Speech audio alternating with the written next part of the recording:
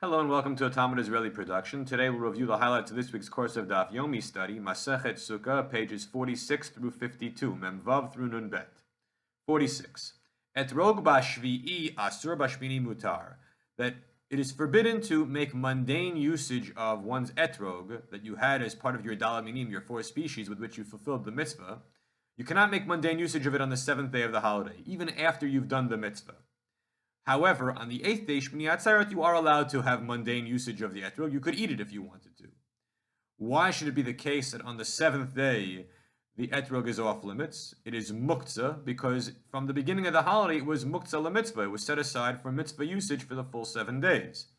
Sukkah, filu b'shmini asur. However, the sukkah, the building of the structure of the sukkah, one is not allowed to have mundane usage of that even on the eighth day, despite the fact that the holiday is over. Now we're talking about not in the diaspora, but in the land of Israel, where there's no obligation whatsoever to eat in the sukkah on the eighth day.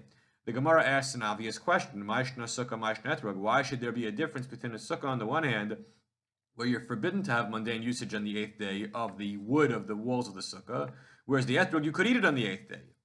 The Gemara answers, Sukkah de chazil ben hashmashot, itramid le'yasuda by lemeta begava, mechal begava k'tzel ben hashmashot. Umegadi k'tzel ben hashmashot, k'tzel lechule yom adishmini. There is a concept known as migodit katzai. If something is set aside, off limits during ben hashmashot, the twilight period, it remains muktzah for the entirety of the day. Well, if a person were to want to eat a meal in the ben hashmashot, the twilight period of the 7th day of Sukkot, going into the 8th day, they would require the usage of the sukkah. So therefore, the sukkah walls, the physical structure of the sukkah, is muktzah, is off limits for mitzvah usage on the ben hashmashot going to the 8th day. Therefore, although the entire 8th day, you can have mundane usage of it. However, the etrog is not being used ben hashmashot of the 7th day going into the 8th day. Therefore, while it is muktzah lemitzvah for days 1 through 7, it is not in the twilight period of 7 going into 8, and therefore permissible on day 8. Mem Zayin, 47. Omrim zman bashmini shel chag, v'enim zman b'shvi'i shel Pesach.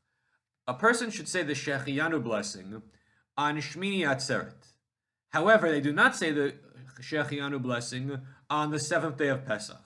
Why? What's the difference between the latter holidays of the Sukkot festival and the latter holiday of the Pesach festival? The answer is because the 7th day of Pesach is nothing new.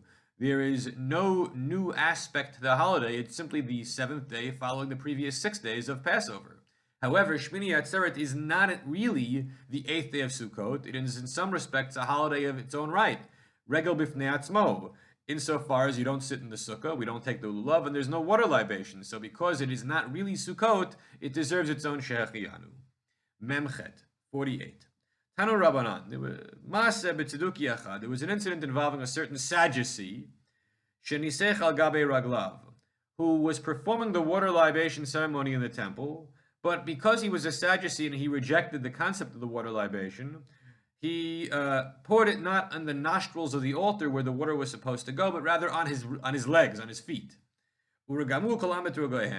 The crowd in the temple was aghast. They were offended by what he did, and they pelted him with their etrogim. They threw their etrogim at him. And because of that, because of the chaotic scene, the violence, the corner or the horns of the altar were damaged.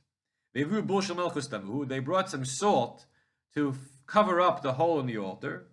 Not because that made the altar kosher for service. The mizbeach was still pagum, it was still invalid to be fixed in a more serious fashion.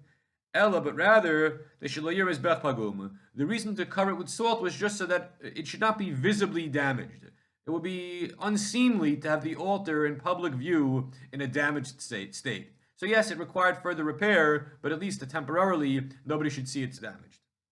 Memtet, 49. Tanya, Amar Rabbi Elazar bar Tzadok, Lul Katanya ben Kevesh lemizbeach, Marova shel Kevesh. There was a small gap in between the ramp of the altar and the altar itself on the western side of the ramp.